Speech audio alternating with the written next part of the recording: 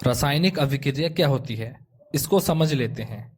दो या दो से अधिक पदार्थ मिलकर एक या एक से अधिक नए गुणधर्म वाले पदार्थों का निर्माण करते हैं, उसे रासायनिक अभिक्रिया कहते हैं। यानी जब कोई भी दो पदार्थ मिलकर एक नया पदार्थ बनाए जिसके गुणधर्म बिल्कुल अलग अलग हों, जिनसे मिलकर वो बना है, उसे कहेंगे रासायनिक अभिक्रिया। जैसे कि एग्जाम्पल से समझ लेते हैं, बिल्कुल अच्छी तरीके से समझ आ जाएगा अगर एग्जाम्पल देखते हैं। जैसे हाइड्रोजन और ऑक्सीजन मिलकर यानी जल या पानी का निर्माण करते हैं, तो ये हो गए हमारे रासायनिक अभिक्रिया। इसमें बिल्कुल नए गुणधर्म वाला पदार्थ बनता है।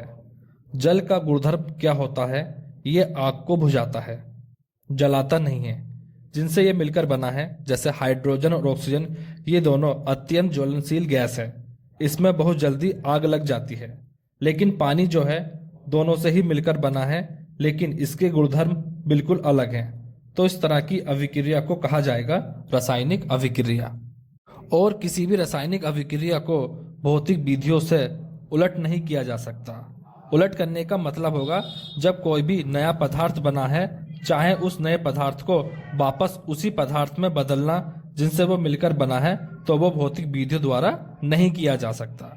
भौतिक विधियां क्लास 9th में हम पढ़ चुके हैं, जैसे यहाँ पर दिखाया गया है, जैसे वाष्पीकरण, ऊर्ध्वपातन, आसवन, उपकेंद्रीकरण।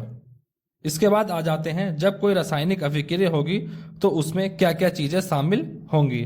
जैसे कि दे रखा अवस्था में परिवर्तन। अवस्था में परिवर्तन का मतलब है रासायनिक अभिक्रिया से होने वाले पहले पदार्थ या रासायनिक अभिक्रिया के बाद वाले पदार्थ यानी कि नए वाले पदार्थ, उनकी अवस्था में परिवर्तन हो सकता है। जैसे यहाँ हमने उदाहरण में दिया है, हाइड्रोजन भी गैस थी और ऑक्सीजन भी एक गैस थी, लेकिन मिलकर क्या बना? H2O यानी कि लिक्विड यानी कि द्रव का निर्माण करते हैं, तो उसे कहते हैं अवस्था में परिवर्तन। आगे है रंग में परिवर्तन। तो रंग में भी परिवर्तन हो सकता है रासायनिक अभिक्रिया से पहले या रासायनिक अभिक्रिया के बाद, जो भी रंग में परिवर्तन हो सकता है। आगे है ताप में परिवर्तन। रासायनिक अभिक्रिया के दौरान ताप में भी परिवर्तन हो सकता है, ज्यादा भी हो सकता है और कम भी हो सकता है। आगे है गैस का उत्सर्जन।